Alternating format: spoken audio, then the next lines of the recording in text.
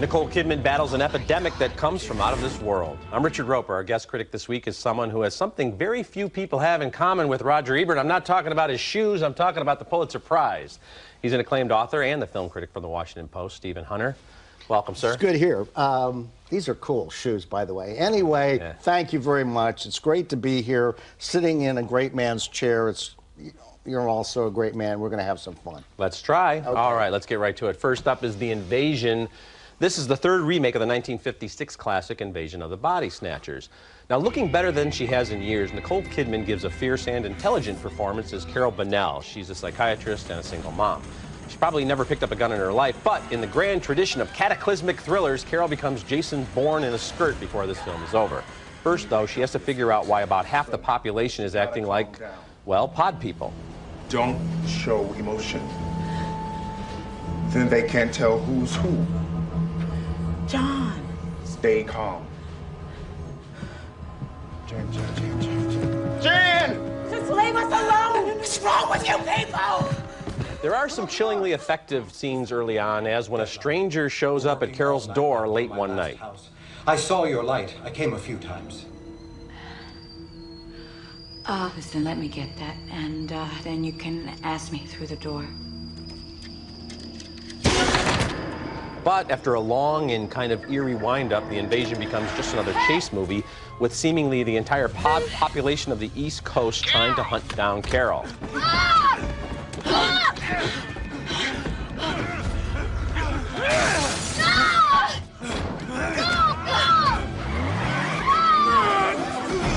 The Invasion was directed by Oliver Hirschbiegel with a reported assist from the Wachowskis of Matrix fame.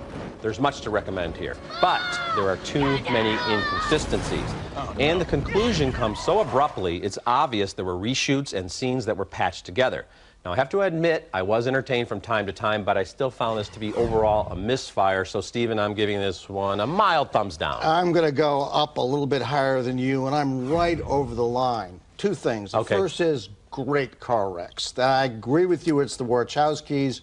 They reshot all the action sequences, and they really know how to throw vehicles around the screen in ways we've never seen before. I love that stuff. Maybe. Secondly, this movie doesn't really star stars, it stars ideas. It's an argument between the messiness of free will and the ominousness of security and conformity, just like The Matrix. See, I like a movie that's about something. I like the movie you're describing. I'm not sure that's the movie I saw. You know, I think in the original Invasion of the Body Snatchers, and certainly in the 1978 remake, which I think is even a scarier and more chilling film. You know, in the 50s it was about communism and the Red Scare, and now it certainly there are all these parallels to what's going on in the world. But we didn't have enough of that, Stephen. We had too much of the car crashes, and I think that stuff was well done, but so what? And here was the cool thing. One of the things that happens when you get conformity is you get peace, because everybody, and all the way through, if you look in the background, you see peace breaking out all over the world. And that's interesting stuff. That's very interesting, and so when that decision is articulated at the end, to me at least, it connected with something. Well, I think, it didn't come from nowhere. But you're right, it's clearly a reshot, hacked together movie with two different directors. And when you have a Daniel Craig and a Nicole Kidman and that kind of cast and those big ideas, go with those ideas. And I think they didn't trust that enough, so they said, well, let's turn this into a big, thriller. And we've seen that a million times before. Sounds good. Next movie. Do You Like 'Em Black as the hubcaps of hell, and rancid as the stench of the devil's bile? Do you love the folly of the species, its greed, stupidity, bitterness, jealousy, anger? I love all that stuff.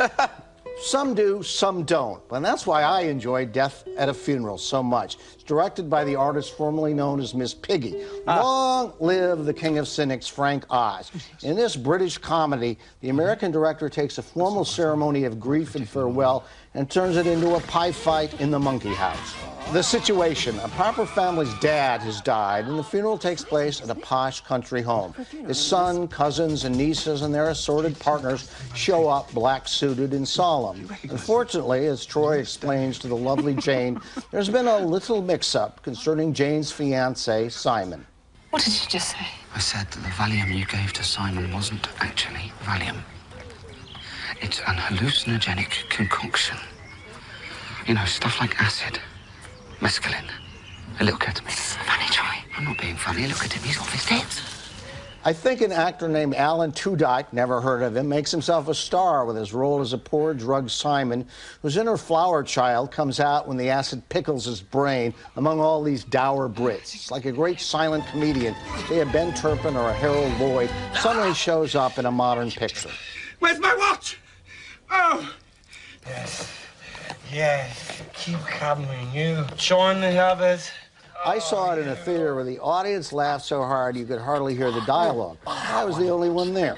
And I even forgot to remember the subplot about the gay blackmailing dead midget. Yeah, what can I say? It's another gay blackmailing dead midget movie. All the boys try and figure out what to do with the body so they don't end up in Old Bailey. Really bad. What are we going to do? You know what, actually, I've really got to go. I'm not going anywhere. Listen, I cannot go to prison. Do you have any idea what they do to blokes like me in prison? Death at a funeral is blessedly short, unburdened by stars, explosions, or special effects. It shows how much pleasure you can get out of a completely impolite movie. I'm going to give it a big thumbs up. Well, I agree with exactly 2 words of your review. Okay. Blessedly short. Yes. That's what I liked about this movie when it was over, Stephen. I hated this film. Good. I thought it was precious and cloying and self-congratulatory.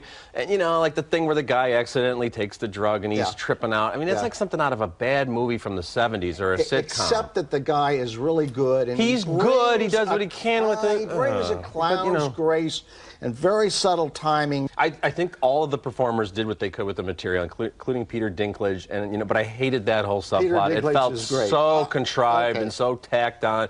And Stephen, every time I thought a comedic scene could go a certain direction, they always took the path of easiest laughs, which I didn't find easy because they were so predictable. You just knew certain things were going to happen, and I saw them coming 5 steps ahead. You sound so normal.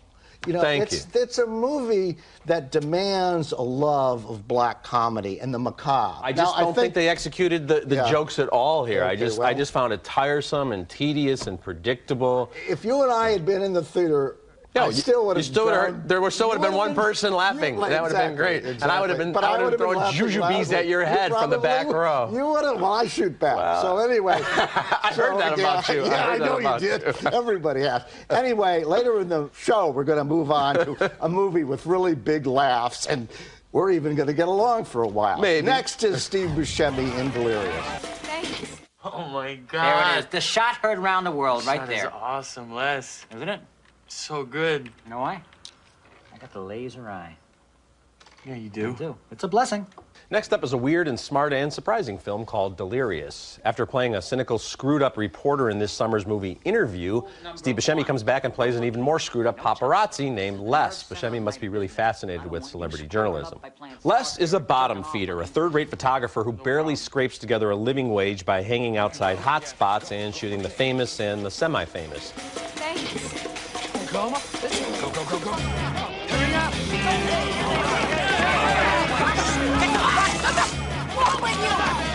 Michael Pitt plays Toby, the homeless, aspiring actor who becomes Les's unpaid assistant.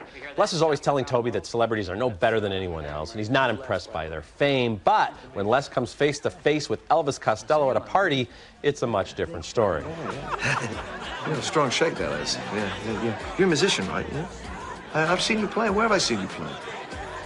I'm What? Delirious is written and directed by Tom DeCillo, whose work includes the minor classic Living in Oblivion. There are some hilarious scenes here and some moments so sad they'll make you wince, as when we meet Les's parents. The film takes a hard right turn about 2/3 of the way through and nearly falls apart before reaching a surprisingly satisfying conclusion. So, Stephen, I'm giving this one thumbs up. You know, I'll agree with you on this one. Well, thank you, sir. Buscemi, I love the way he's willing to be ugly on screen. There's no vanity there. You don't feel a prissiness, a narcissism playing. I don't think the ending quite works like you, but here's what I really liked about it. It takes a hard look at the world of celebrity journalism in New York and PR. PR in New York, as you know, is run by really tough, scary women. And Gina Gershon, and I can't remember who the other one is, play two warring publicity they have warrior some scenes. princesses. Yeah, very well put. Watching these babes They've try got to it rip down. their guts out, and then they're really like, amusing. love you, mean it. Yeah. And also Alison Lohman playing the one named actress Karma, kind of a Jessica Simpson type. Very well done. Don't you think that when he moves in the direction he moves, that happens a little too easily? I think it's basically a fractured fairy tale of New York, but it is tough and smart and pretty darn good. Yeah, I agree. Very well said. Okay, coming up next from the people that brought us the 40-Year-Old Virgin and Knocked Up, it's SuperBad. It was so sweet. The Balcony Archive is now available with every full-length movie review from the show online.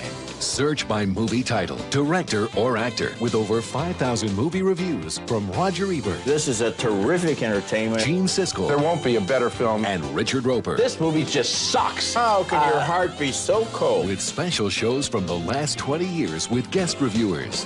This is the most extensive collection of video-based film reviews anywhere at themoviestv.com. I am Bubbles, the new costume designer. Please, take off all the clothes.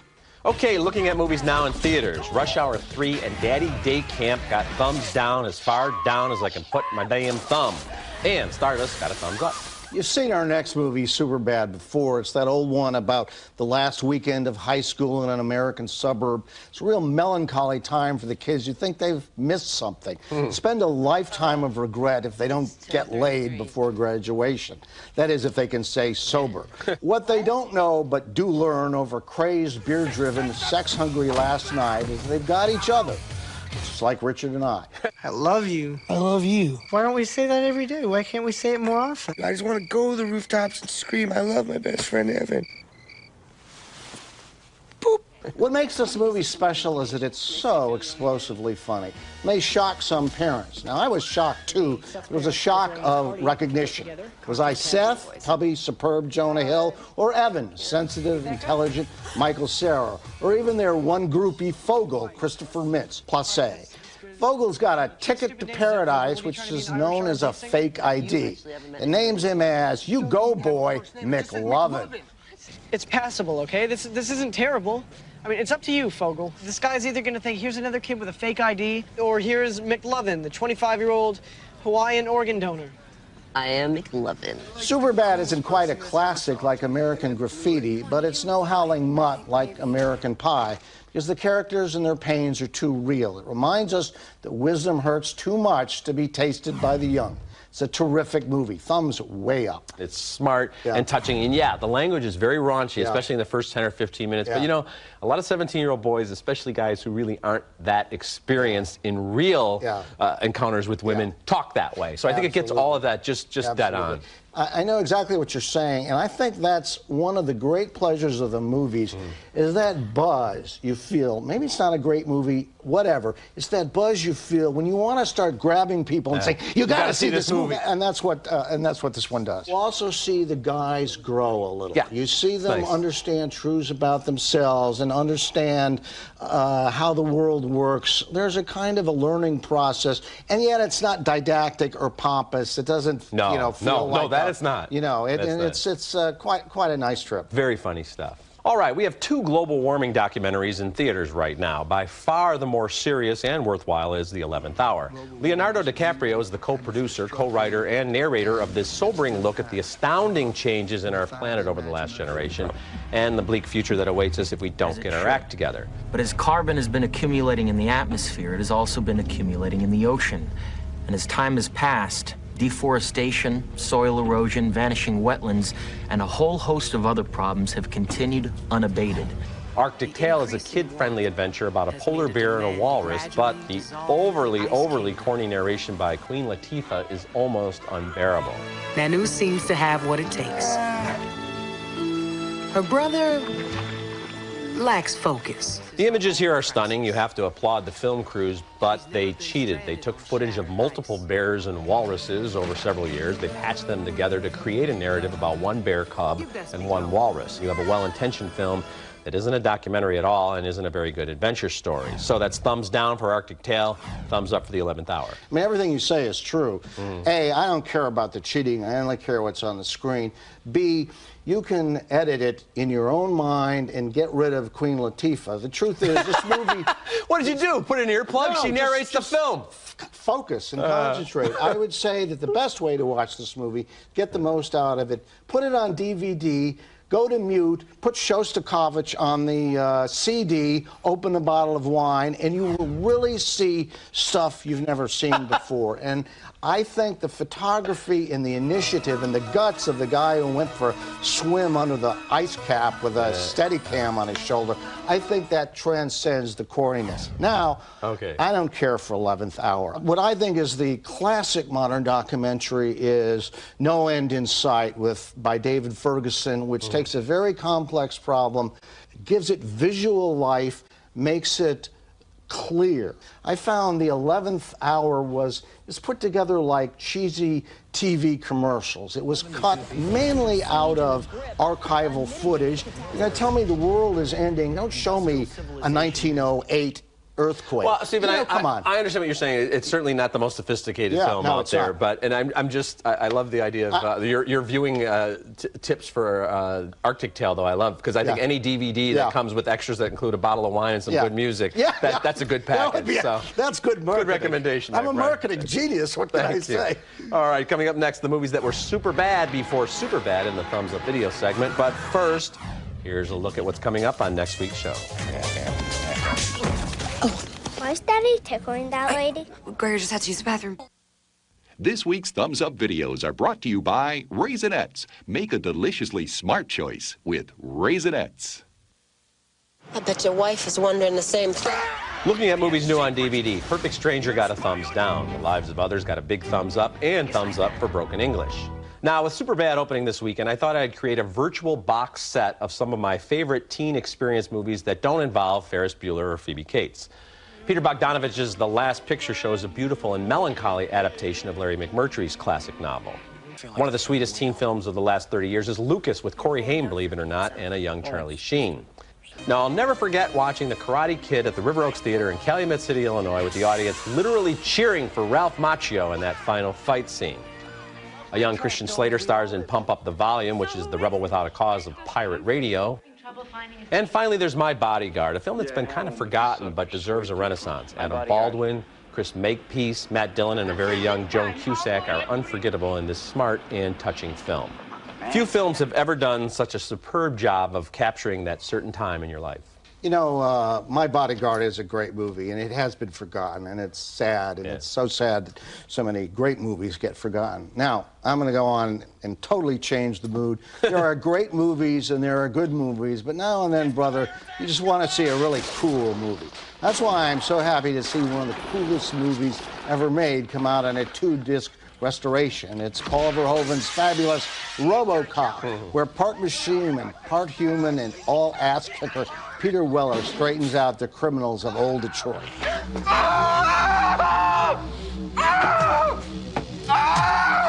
Your move, creep. I can only say, RoboCop, where are you now when we need you so badly? I'm so glad that this is coming out in a 2-disc renovation like that. It's really that. a great movie. A lot of fun. Totally The fun sequel's movie. not so much, no, but the original bite. But this stuff. one is cool. So RoboCop will be in stores on Tuesday. All the films I mentioned are available right now. Roger Ebert's great movie for this week, The Silence of the Lambs, is also available right now. Absolutely. Here's a look at what Roger and Gene Siskel had to say about this movie back in 1991. I wasn't compelled by anybody except, I suppose, the Jodie Foster character as a strong woman. Come on, a great performance. Not a great performance, a decent performance. Anthony Hopkins, no, great. I thought that was way overplayed. To see the rest of that classic review, plus thousands of others, go to atthemoviestv.com. We'll be back to recap this week's show right after this. Closed captioning for Ebert and Roeper is sponsored by... Man has evolved to the point where he no longer needs to stand in line for tickets. The MovieTickets.card, available only at MovieTickets.com. Guests of Ebert and Roeper stay at the Peninsula Chicago, the city's most exciting luxury hotel, located in the heart of Chicago's Magnificent Mile. All right, recapping the movies on this week's show. We split on The Invasion. And a big split on Death at a Funeral. 2 thumbs up, though, for Delirious. 2 big thumbs up for SuperBad. We split on The 11th Hour. We split again on Arctic Tale. Stephen, terrific talking with you. It was great fun. fun. Next time I'll wear my toupee and it'll even be better. No. That's I like your look. yours, by the way. Oh, thank you. Yeah, I grew it myself. Yeah. And you got to check out Stephen's new book, The 47th Samurai. It'll be available in stores in September. That's it for this week. Until next week, the balcony is closed.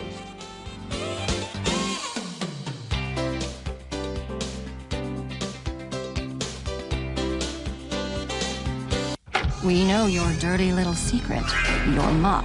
Get to know the cleaner way to clean with the Libman Wonder Mop. The mop head is machine washable, only from Libman. Net Zero gives you the fastest surfing available over dial-up and virus protection, starting at $9.95. Try it risk-free for 30 days with our money-back guarantee. More people are starting their day with Plum Smart from Sunsweet. I'm starting. Plum Smart has fiber and nutrients to help keep your digestive system healthy and in balance. Start smart with Plum Smart. Choose the primer professionals prefer 2-to-1 over any other brand, Zinsser. If you want to paint like a pro, prime like a pro, use Zinsser first.